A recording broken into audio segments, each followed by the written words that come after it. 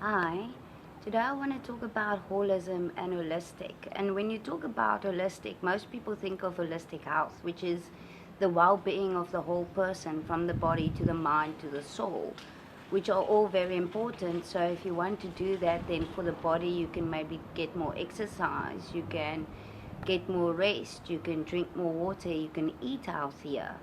And for the mind, you can start a new course, you can study more, you can sleep more, you can meditate, you can have a really good conversation with a wise person. And then for your soul would be things like taking a walk on the beach, going on holiday, going to temple or to church, or maybe even a hike up a mountain to see beautiful views, as that can leave you in just as much reverence as going to church or temple can.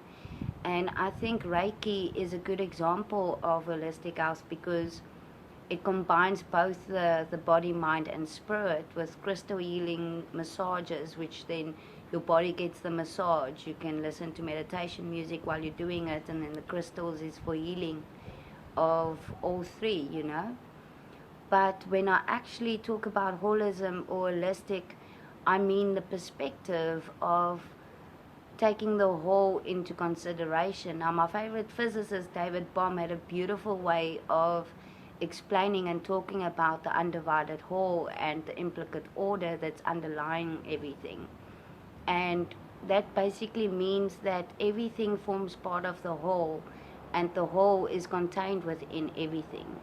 So, in holistic science, they would say that the whole is greater than the sum of its parts. And that phrase sums it up beautifully, because in holistic science, they study from the macro in a downward causation to the micro.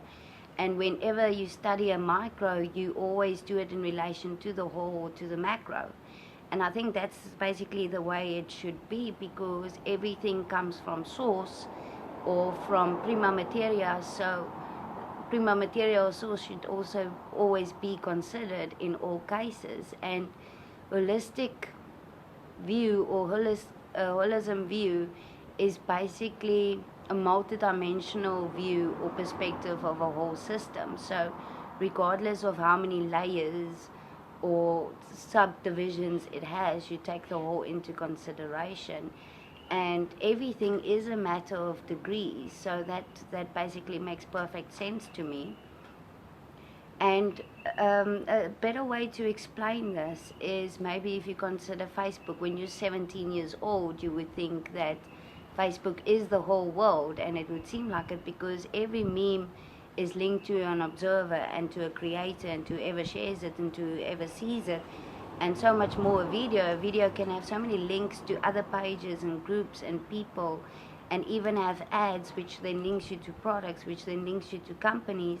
So just Facebook alone is like networks within a network. But Facebook is just one social media platform that forms part of a bigger network of social media platforms, which forms part of a bigger network, which is the internet. And in this example, the internet would be the whole, and Facebook would be a subdivision or a sum of its parts. And I think that's a good way of looking at it, because without the internet, none of the social media platforms would be able to exist. So it's a good example of how the whole is contained within everything, and everything is contained within the whole. But without the whole, there is no existence of the sum of its parts.